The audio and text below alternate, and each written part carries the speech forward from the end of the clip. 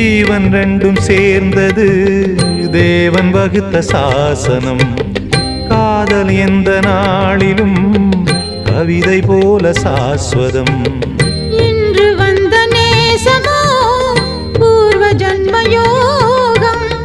இன்னும் 7 ஜன்மமும் வளரும் இந்த யாகம். மீண்டும் மீண்டும் பூமியில் தோன்றலாம். காதல் ஓவியம் பார்வையில் தீட்டலாம். பிரிவு என்பதே உறவுக்காகத்தான் கண்ணே.